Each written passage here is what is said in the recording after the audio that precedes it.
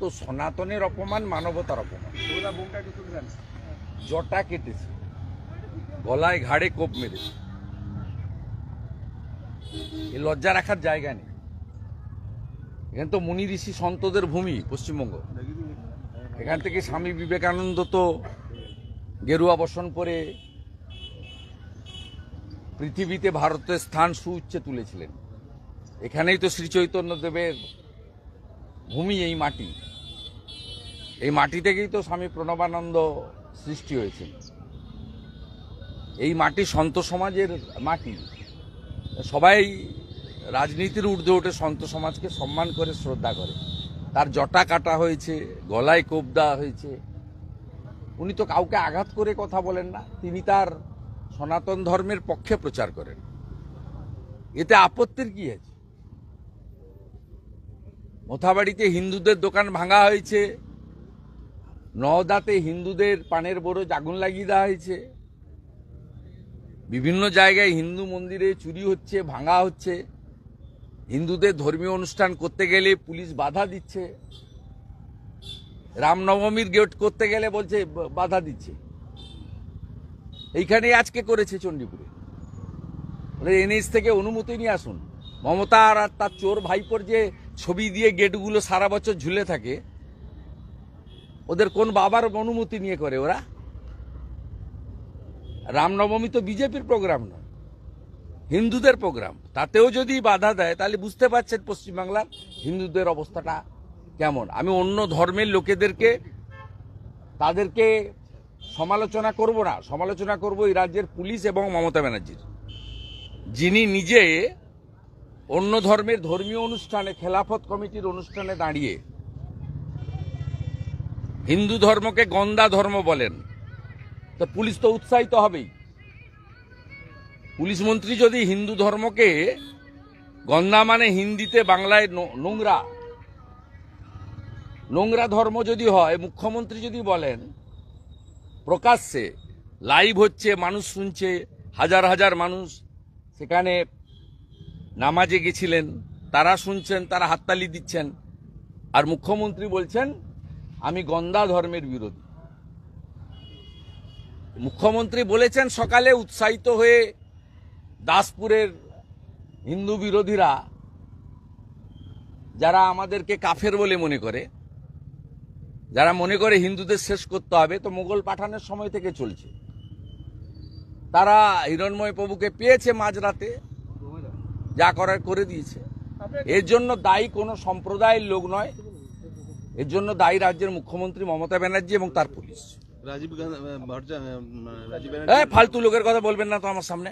আপনাকে দেখে কেঁদে ফেললো এতটাই যে আবেগপ্রবণ হয়ে অনেকটাই আঘাত পেয়েছে। জটাটা আঘাত কি মেরেছে? তো কোপটা ঘাড়ে বসলে ঘাড় থেকে মানে দেহ আলাদা হয়ে যেত। হালকা ঘোপ লেগেছে, হাতে লেগেছে, ঘাড়ে ঘোপ তো আছেই, উপর দিয়ে লেগেছে। বিশেষ করে দেখুন, জটা কেটে নিয়েছে। এ তো আমি মানে নতুন করে দেখলাম। প্রত্যেকের ধর্মের নিজের নিজের একটা সম্মান রয়েছে, প্রত্যেক ধর্মের একটা নিজস্ব সম্মান রয়েছে, রীতিনীতি রয়েছে। এখানে এইভাবে পশ্চিমবাংলার মাটি, যেখানে মুনি ঋষি সন্তদেরকে লোক সম্মান করে, যেখানে তিনটি আন্তর্জাতিক সংগঠন, সনাতনী সংগঠনের, মানবতাবাদী সংগঠনের হেডকোয়ার্টার, রামকৃষ্ণ মঠ ও মিশন স্বামী বিবেকানন্দ প্রতিষ্ঠা করেছিলেন, তার আন্তর্জাতিক হেডকোয়ার্টার হচ্ছে বেলুড় মঠ। স্বামী প্রণবানন্দ ভারত সেবাশ্রম সংঘ সৃষ্টি করেছিলেন, তার আন্তর্জাতিক হেডকোয়ার্টার হচ্ছে বালিগঞ্জ। শ্রীলা প্রভুপদ শ্রী চৈতন্য দেবের আদর্শে ইসকনের প্রতিষ্ঠা করেছিলেন, তার আন্তর্জাতিক হেডকোয়ার্টার হচ্ছে মায়াপুর। এবং এইখানেই যদি সন্ত সমাজ তারা এইভাবে আক্রান্ত হন, তাদের জটা কেটে নেওয়া হয়, তাহলে পশ্চিমবাংলার সাধারণ মানুষ, মা বোনেদের নারী সুরক্ষা তো আগেই গেছে, হসপিটালের মধ্যেই অভয়াকে প্রাণ দিতে হয়েছে। আর মুখ্যমন্ত্রী 10 লক্ষ টাকা দিয়ে সেটা চাপতে চেয়েছিলেন এবং এভিডেন্স ডিস্ট্রয় করা হয়েছে। প্রত্যেক দিনই মহিলা অত্যাচারিত হচ্ছে, এরপরে সন্ত সমাজ এভাবে অত্যাচারিত হলো। আমি উনার সুস্থতা, কালকে রাত্রি 3টায় আমি মাঝরাতের পরেই আমি আমার ঘুম মানে 2টোর পরে আমি মাঝে মাঝে রাতে মোবাইল ফোনে হোয়াটসঅ্যাপ চেক করি। আমি মনে করি কাউকে না কাউকে জেগে থাকা বা নজর রাখা দরকার আছে। আমি চেষ্টা করি আমার সীমাবদ্ধ ক্ষমতার মধ্যে। আমি 3টের সময় এটা দেখেছি, এখানে যে আমার অফিস রয়েছে তমলুকে, সেখানকার যারা স্বেচ্ছাসেবক রয়েছে তারাই রাত্রিবেলা এখানে ভর্তি করে দেয়। তো সকল ব্যবস্থা সকালের ভোরের মধ্যেই করা হয়েছে। উনি এমনি এখানকার ডাক্তারবাবুরা খুব কেয়ার নিয়েছেন।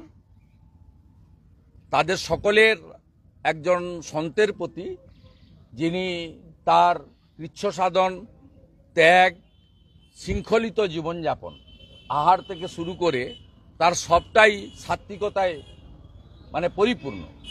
ডাক্তারবাবু নার্সরা এখানে তাকে দেখেছেন, হি ইজ কোয়াইট ওকে, কিন্তু তাকে আমি ওনার সুরক্ষার জন্য অন্য জায়গায় শিফট করব এবং আমি আমার ক্ষমতার মধ্যে দাঁড়িয়ে আগামী দিনে ওনার ন্যূনতম একটা নিরাপত্তার ব্যবস্থা যাতে করা যায়, কোনো ভলেন্টিয়ার দিয়ে হোক, প্রাইভেট সিকিউরিটি অর্গানাইজেশন দিয়ে হোক, তা আমার যেটুকু ক্ষমতা আছে আমি করব। কেন্দ্র বা রাজ্য সরকার সিকিউরিটি দিবেন কিনা সেটা তাদের প্রোটোকলের মধ্যে পড়ে, সেটা তিনি আবেদন করলে তারা বিবেচনা করবেন, সেখানে আইবি রিপোর্ট ইত্যাদি হয়। সেটা আমি তো দুটো সরকারকেই প্রতিনিধিত্ব করি না, আমি সেটা বলতে পারবো না। আমি একজন সনাতনী হিসেবে আমি এখানে মহাপ্রভুর মন্দির কমিটির সঙ্গে আমি যুক্ত, আমি সংখ্যানন্দ মন্দির মেছেদার সঙ্গে যুক্ত, আমি রিয়াপাড়া সিদ্ধনাথ জিউ কমিটির সঙ্গে যুক্ত। আমি আজকে রাজনৈতিক দল পরিবর্তন করেছি বলে নয়, আমি যখন তৃণমূল কংগ্রেসে ছিলাম তখনও আমি সনাতনীদের স্বার্থে লড়াই করেছি, সনাতন প্রতিষ্ঠানকে বাঁচানোর চেষ্টা করেছি এবং বিভিন্ন মঠ মন্দির আমি সেখানে তাদের পাশে দাঁড়ানোর চেষ্টা করেছি। তমকুল্লেকে ঐতিহ্যবাহী রামকৃষ্ণ মঠ ও মিশন যখন শতবর্ষ পূরণ হয়, সেখানেও আমি প্রত্যক্ষভাবে অংশগ্রহণ করেছি, আপনারা জানেন। এবং মহাপ্রভুর মন্দিরে চৈতন্য রিসার্চ সেন্টার থেকে মা বর্গভীমা মন্দিরে পুষ্করণী সংস্কার থেকে শুরু করে এখানকার ঐতিহ্যবাহী সমস্ত সনাতন সংগঠনকে বা পরিকাঠামোকে শ্রীবৃদ্ধির করার কাজ করেছি। তাই আমি আমার দায়িত্ববোধ থেকে, আমি একজন সনাতনী, আমি আমাদের প্রভু হিরণ্ময় প্রভু তিনি সত্য কথা বলেন, সনাতনের পক্ষে বলেন, অত্যাচারের বিরুদ্ধে বলেন, পশ্চিমবাংলার সনাতন হিন্দু সমাজের যে দুর্দশা তার বিরুদ্ধে সোচ্চার প্রতিবাদ করেন। তিনি কাউকে ভয় করেন না, ভয় যদি কাউকে করে থাকেন তিনি একমাত্র ঈশ্বর এবং ভগবানকে করেন। তাই সেই প্রভু যার গলায় তুলসী রয়েছে, মাথায় শিখা জটা রয়েছে, যিনি ধুতি পরিধান করেন, যিনি সম্পূর্ণ সাত্ত্বিক আহার গ্রহণ করেন, তিনি ভাগবত কথা প্রচার করেন, বেদ উপনিষদ গীতার কথা প্রচার করেন, রামায়ণ মহাভারতের কথা প্রচার করেন, শ্রীকৃষ্ণের রাধা মাধবের কথা প্রচার করেন, তার এই দুর্দশা, তার এই আক্রমণের আমি তীব্র নিন্দা করি। তার পাশে থেকে আমি তার দ্রুত সুস্থতা এবং যাতে তিনি নিরাপদে থাকেন তার জন্য আমি সচেষ্ট থাকবো, এটাই আমার। হুমায়ুন কবির হাতে গীতা নিয়ে বলেছেন আমরা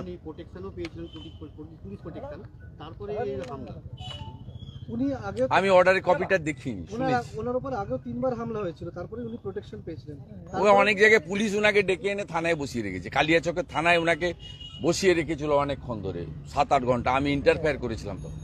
হাইকোর্টের নির্দেশ ছিল পুলিশ থাকবে, আমি অর্ডারের কপিটা না পড়ে বলতে পারবো। হুমায়ুন কবির গীতা হাতে বলেছেন আপনার স্বপ্ন মুখ্যমন্ত্রী হওয়ার, কোনোদিন সফল হবে না, কি বলবেন? কার কথা? হুমায়ুন কবির। পাগল ছাগলের কথার উত্তর দেবো কেন? পাগল তো একটা, ওর কথার কেউ উত্তর দেয়নি। ওর মালিক মমতা ব্যানার্জিকে আমি হারিয়েছি, ও নন্দীগ্রামে এসেছিল, এখানে হারিয়েছি, এরপরে ভবানীপুরে আবার হারাবো 26 সালে। মুখ্যমন্ত্রী পুলিশ মন্ত্রী দায়ী, 3 বছর লাইসেন্স নেই, সব এভিডেন্স ডিস্ট্রয় করে দিয়েছে। আরেকটা চামচা সুপ্রতিম সরকার বলে দিয়েছে আজকে প্রেস করে যে আমরা এক্সপ্লোসিভ অ্যাক্ট লাগাইনি, অর্থাৎ প্রথম কাজ শেষ, যাতে এনআইএ নিতে না পারে।